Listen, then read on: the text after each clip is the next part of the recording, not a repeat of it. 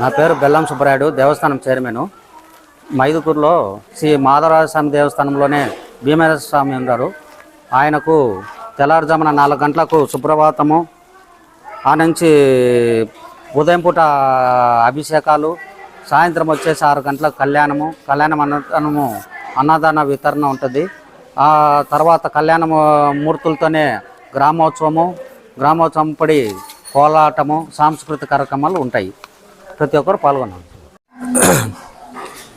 శ్రీ గురుభ్యో నమః. హరి ఓం. సుక్ష్మా TV YouTube channel ప్రేక్షక మహాశయులకు నమస్కారం.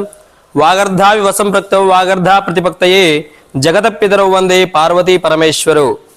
ఈ జగత్ అంతటికి కూడా ఆది దంపతులైనటువంటి ఆ పార్వతీ పరమేశ్వరులను ఇద్దరిని కూడా పూజించడానికి ఎంతో అద్భుతమైనటువంటి దివ్యమైనటువంటి రోజు ఏదైనా ఉంది అంటే అది మహాశివరాత్రిగానే మనం చెప్పుకోవాలి. ఎందుకంటే ఈ రోజే మహాశివరాత్రి నాడే లింగోద్భవం అనేటువంటి కార్యక్రమం జరిగింది. స్వామివారు ఉద్భవించారని కూడా చెబుతున్నారు. కావున ఈ రోజున పరమేశ్వరుణ్ణి మనము పూజించిన, ఆ రోజున మనము ఉపసించిన తరువాత ఆ రోజున మనం ఉపవాసం ఉన్నా లేక జాగరణ చేసిన, స్వామివారి నామస్మరణ చేసిన ఎంతో భక్తి ప్రీతిగా స్వామివారు ఆ రోజు భక్తులకు అనుగ్రహించడమే కాకుండా ఆ రోజు మనం చేసేటువంటి చిన్న కార్యక్రమం కూడా మనకు చాలా ఎక్కువ ఫలితాన్ని అయితే సాధించి పెడుతుంది. మనం చేసేటువంటి పుణ్యకార్యాలన్నీ కూడా చాలా ఎక్కువ రేట్ల ఫలితాన్ని మనకు తెచ్చిపెడతాయి.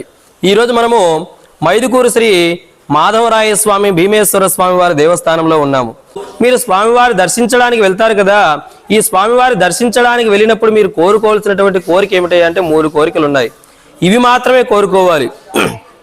ఏమిటంటే అనాయాసేన మరణం, వినాదైత్యేన జీవనం, దేహాంతే తవ సాన్నిధ్యం, దేహిమే పరమేశ్వర అన్నారు. అనాయాసేన మరణం అంటే నాకు నొప్పి కానీ బాధ కానీ లేనటువంటి చావును ప్రసాదించు పరమేశ్వర అని మనం కోరుకోవాలి. వినాదైత్యేన జీవనం, నేను బ్రతికున్నన్నాళ్ళు కూడా ఎవరి దగ్గరికి వెళ్ళి కూడా చేయి చాచకుండా బ్రతికేటువంటి జీవనాన్ని నాకు ప్రసాదించు పరమేశ్వర అనుకోవాలి. దేహాంతే తవ సాన్నిధ్యం, నేను ఎప్పుడైతే ఈ దేహాన్ని వదిలిపెడతానో ఆ క్షణం నేను నీ దగ్గరికి వచ్చే విధంగా, ఆ క్షణం వరకు నీ నామస్మరణ చేసే విధంగా నాకు అనుగ్రహించు పరమేశ్వర అని మనము స్వామివారిని వేడుకోవాలి. ఆ కోరికలే మనము స్వామివారిని కోరుకోవాలి. ఎందుకంటే స్వామివారే సాక్షాత్తు మనకు ఎదురుగా ఉన్నప్పుడు ఇటువంటి కోరికలు తప్ప కామ్య కోరికలన్నీ కూడా మనం కోరుకోకూడదు. ఎందుకంటే మనల్ని పుట్టించినటువంటి ఆయన మనకు ఏ కోరికలు తీర్చాలి, ఏవి తీర్చకూడదని ఆయనకు తెలియదంటారా? ఆలోచించండి. అంతేకాకుండా ఈ శివరాత్రి రోజున ఇక్కడ మన భీమేశ్వర స్వామి వారి దేవస్థానం నందు ప్రాతకాలం నంది సుప్రభాత సేవ, తదనంతరము కూడా స్వామివారికి గణపతి పూజ, పుణ్యావాదనాది కార్యక్రమాలు నిర్వహించి అనంతరము మహన్యాసపూర్వక ఏకాదశ రుద్రాభిషేక కార్యక్రమం ఉంటుంది, బిల్వార్చన ఉంటుంది. ఆ తదనంతరము స్వామివారికి విశేషంగా ఇక్కడ అలంకారం కూడా ఉంటుంది. అనంతరము మధ్యాహ్న కాలంలో స్వామివారు భక్తులను దర్శించడం జరుగుతుంది.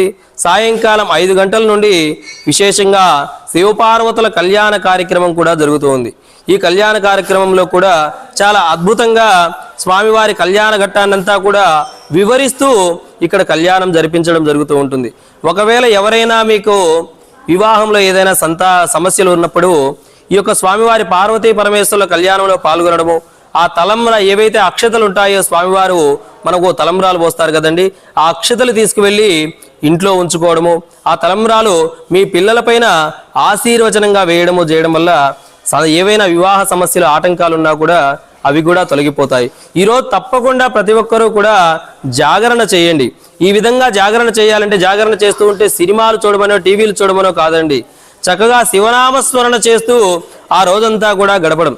ఆ విధంగా ఎవరైతే చేస్తారో కొంతమంది అడుగుతూ ఉంటారు, స్వామి మేము అభిషేకం ఇంట్లో చేయాలనుకుంటూ ఉన్నాము, మరి అభిషేకం చేసేటప్పుడు మాకు మంత్రాలు రావు కదా, మరి మేమేం చెప్పాలి స్వామి అనుకుంటూ ఉంటారు. ఏమి ఓం నమ శివాయ అనేటువంటి పంచాక్షరీ మంత్రానికి మించినటువంటి మంత్రం వేరొకటి లేదమ్మా. కావున నమ శివాయ అనేటువంటి మంత్రాన్ని చెబుతూ మీరు అభిషేకాది కార్యక్రమాలన్నీ కూడా చక్కగా చేసుకోవచ్చు. ఇదే నమ శివాయ అనేటువంటి మంత్రాన్ని జపం చేస్తూ ఉండండి, లేదా శివపురాణాన్ని చదువుతూ ఉండండి.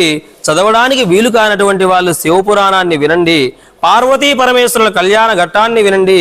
ఎక్కడైనా హరికథ లేదా నాటకాలు వంటి పౌరాణిక గాథలు జరుగుతూ ఉంటే వాటిని చక్కగా చూసి ఆధ్యాత్మిక జ్ఞానాన్ని పొందండి. తద్వారా మీకు ఆ పరమేశ్వరుని అనుగ్రహం కలుగుతూ ఉంటుంది. భక్త మహాశైలందరూ కూడా రేపు మన దేవాలయంలో జరగబోయేటువంటి శ్రీ భీమేశ్వర స్వామి వారి దేవస్థానంలో జరిగేటువంటి ఈ యొక్క కళ్యాణం కావచ్చు, పూజా కార్యక్రమాలు కావచ్చు, అన్నింటిలో కూడా మీరు పాల్గొని స్వామివారి అనుగ్రహాన్ని పొందుతారని మనస్ఫూర్తిగా వేడుకుంటున్నాం. జాగరణ ఎందుకు చేయాలి అంటే ఆ రోజు పూర్తిగా మనం మేల్కొని స్వామివారిని చింతతోనే, ఎందుకంటే లింగోద్భవ కాలం అనేటువంటిది రాత్రి అర్ధరాత్రి వస్తుందండి. ఈ అర్ధరాత్రి వరకు కూడా మనం మేలుకొనే ఉండాలి. మేలుకొని అర్ధరాత్రి పూట చేసేటువంటి ఏవైతే అభిషేకాలు ఉన్నాయో వాటికి అత్యంత ప్రాధాన్యత ఉంది, అత్యంత విశేషమైనటువంటి ఫలితం కూడా లభిస్తుంది. ఆ లింగోద్భవ కాలంలో మనం చేసేటువంటి అభిషేకం చాలా ఎక్కువ మనకు ఫలితాన్ని కలిగిస్తూ ఉంటుంది. అందువల్లే ఆ రాత్రంతా కూడా జాగరణ, ఆ లింగోద్భవ కాలం అంతా కూడా మనం మేల్కొని ఉండి స్వామివారి యొక్క నామస్మరణ చేయడం వల్ల మనకు ఎక్కువ ఫలితం కలుగుతుందని చెప్పి మన పెద్దలు చెప్పి ఉన్నారు.